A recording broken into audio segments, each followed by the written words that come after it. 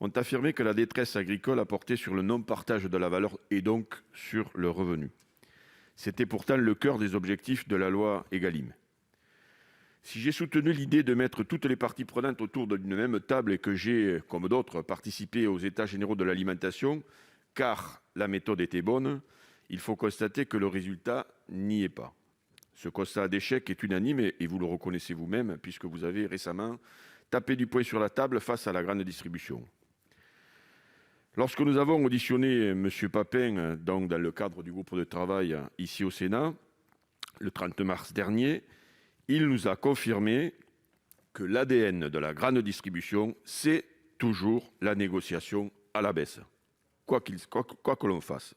Je vais reprendre les sujets de mon collègue Franck Menonville, et la pédagogie se fait aussi dans la répétition, excusez-moi. Je vais reprendre donc les seuils de revente à perte. Alors, ils ont généré, suivant où on se trouve, 600, 700, 1 milliard d'euros, on ne le sait pas. Vous avez expliqué que vous alliez l'étudier. Mais où est allé cet argent? Il devait y avoir un ruissellement vers les agriculteurs. Il ne s'est pas produit. Cet argent, je pense, est souvent allé dans la communication ou dans les cartes de fidélité, comme vous venez de le mentionner, mais pas dans le revenu des agriculteurs, puisque les prix sont restés au plus bas. Il faut donc des mesures coercitives. En 1996, la loi Galland, ou loi sur la loyauté et l'équilibre des relations commerciales, a été jugée excessive. En 2008, la loi de modernisation de l'économie est tout son contraire. Elle a libéralisé les relations commerciales. Elle est à l'origine de la guerre des prix menée par la grande distribution. Ce fut au détriment des agriculteurs. Là encore, lors de l'élaboration d'une loi, son impact n'a pas été suffisamment mesuré.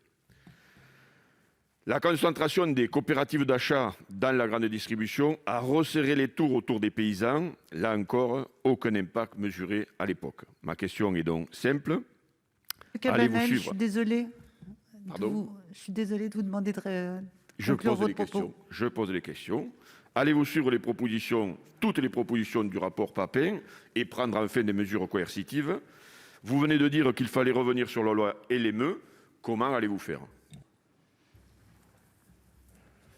Merci Madame la Présidente, merci Monsieur le Sénateur Cabanel. D'abord, je voudrais, comme je l'ai fait d'ailleurs ce matin vis-à-vis de votre collègue Madame Ferrat, saluer la qualité du travail que vous avez mené sur la détresse dans le monde agricole.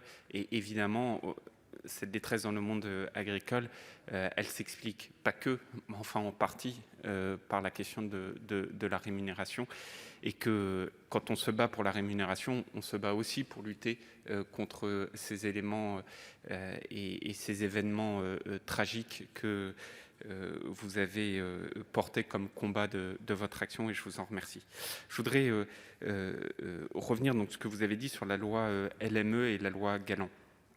Elle est où l'erreur de la loi LME? Elle a été de se dire, en fait, au titre du pouvoir d'achat, on va renforcer la compétition entre les 3 acteurs de la chaîne agroalimentaire, l'agriculteur, l'industriel et la grande distribution. Et ce faisant, créant un rapport de force, ça va faire baisser les prix. Et le constat que vous avez fait entre la loi LME et la loi Galland, je le partage en tout point. Moi, là où je pense que c'est une erreur politique, c'est qu'il ne faut jamais perdre le combat pour le pouvoir d'achat. Et le gouvernement auquel j'appartiens a toujours porté cela. Mais par contre, les politiques de pouvoir d'achat pour les Français ne peuvent pas se faire sur le dos des agriculteurs. Et je dis ça en ayant été 3 ans ministre de la Ville. Les politiques sociales pour accompagner nos concitoyens qui en ont besoin, j'ai beaucoup œuvré, j'ai fait ce que j'ai agi à mon niveau, mais enfin je me suis beaucoup battu pour. C'est une erreur de croire que cela peut se faire sur le dos des agriculteurs. Il faut dissocier les deux.